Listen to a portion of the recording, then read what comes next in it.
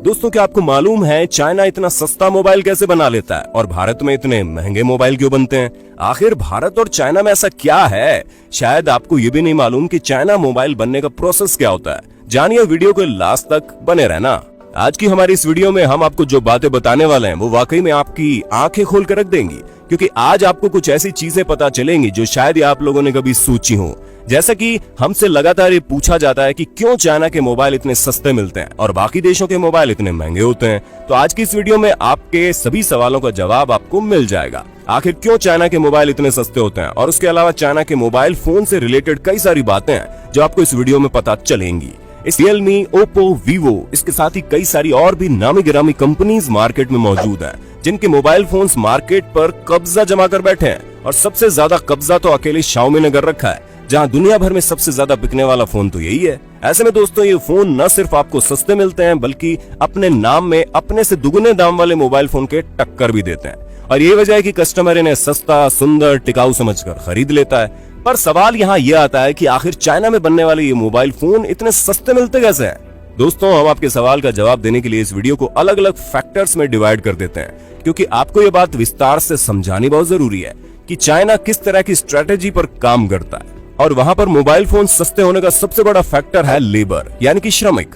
अब जैसा कि हम सभी ये बात बहुत अच्छे से जानते हैं कि चाइना की जनसंख्या बहुत ज्यादा है और ऐसे में वहां पर बहुत से लोग काम ढूंढने की तलाश में लगे रहते हैं, जिस वजह से उन्हें बहुत सस्ते में काम करना पड़ता है।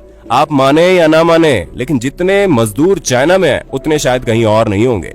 जिसकी सबसे बड़ी वजह यह है कि चाइना एक मैन्युफैक्चरिंग हब है, जहां पर तरह तरह की चीजें बनाई जाती है। ऐसे में इतनी सारी लार्ज स्केल में चीजें बनाने के लिए मैनुअल वर्क तो चाहिए ही चाहिए, और इसी मैनुअल वर्क के लिए ज्यादा से ज्यादा लोगों को वर्कर के तौर पर हायर किया जाता है, जिन्हें बहुत कम मजदूरी में काम करना पड़ता है। और तो और वहां की कंपनीज की पॉलिसीज भी बहुत स्ट्रांग होती है। कई बार तो ऐसा होता है रात भर कंपनी में वर्कर्स काम करते हैं। अब जाहिर सी बात है, जब वर्कर कम रेट में मिलेंगे तो ऑटोमेटिकली प्रोडक्ट का रेट कम हो जाएगा। वहीं अगर हम दूसरे फैक्टर की बात करें तो चाइनीज कंपनीज चीप मार्केटिंग करती है, यानी अपनी मार्केटिंग में बहुत ज्यादा पैसा खर्च नहीं करती, ना ही इतने बड़े बड़े शोरूम बनवाती है, और यही वजह है कि इनके प्रोडक्ट सस्ते होते हैं। और दोस्तों, अगर हम तीसरे फैक्टर की बात करें तो कंपनीज को सुविधा बहुत ज्यादा मिलती है, और वो सुविधाएं उन्हें कोई और नहीं बल्कि चीन की सरकार देती है, क्योंकि वो ये जानती है कि हमारा देश इन्हीं बड़ी बड़ी कंपनियों की वजह से चल रहा है, जिस वजह से वो जितनी हो सके उतनी सुविधाएं इन कंपनीज को मुहैया करवाती है।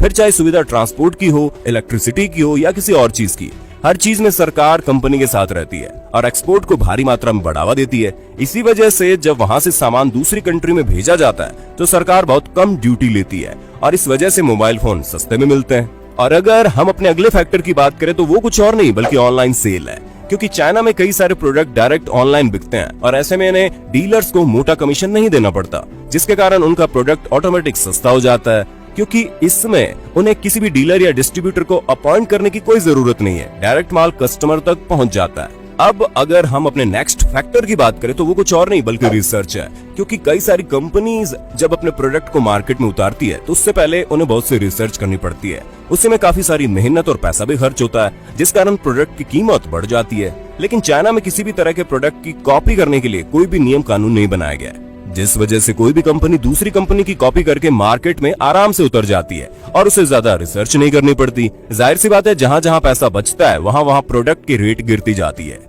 अब दोस्तों, हमारा नेक्स्ट फैक्टर है क्वालिटी। ये बात तो हम सभी जानते हैं कि चाइना के जो प्रोडक्ट्स आते हैं उनकी क्वालिटी काफी लो होती है। हालांकि इतनी लो भी नहीं होती कि उसे हम चला ना पाए, लेकिन हाँ, बाकी देशों की कंपनी के मुकाबले ये अपनी क्वालिटी लो रखते हैं। और इसके साथ ही चाइना हर क्वालिटी का प्रोडक्ट बनाता है, हाई, मीडियम और लो। ये तो कस्टमर पर डिपेंड करता है कि उससे किस तरह के प्रोडक्ट्स खरीदने। अब तक आपको पता चल गया होगा कि चाइना के प्रोडक्ट इतने सस्ते क्यों होते हैं, क्योंकि हमने उससे रिलेटेड सभी फैक्टर डिस्कस कर दिए हैं। लेकिन अब अगर बात करें इंडिया के प्रोडक्ट्स के इतने सस्ते क्यों नहीं होते, तो सबसे पहले इंडिया में कंपनीज को सरकार की तरफ से उतना सपोर्ट नहीं मिलता जितना मिलना चाहिए। हालांकि अब तो गवर्नमेंट कई सारे नए रूल्स लेकर आई है, जिस पर अगर काम किया जाए तो देश में मोबाइल और गैजेट मैन्युफैक्चरिंग काफी बढ़ सकता है। पर ये सभी सुविधाएं बस कुछ ही सालों पहले आई थी, और तब तक चाइना के सभी मोबाइल हमारी कंट्री में पूरी तरह से छा गए थे, जिस कारण कोई इंडियन कंपनी चाहकर भी उठ नहीं पा रही थी।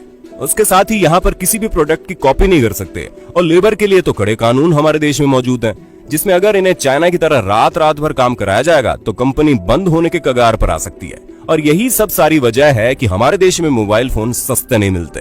पर हमें उम्मीद है कि आने वाले समय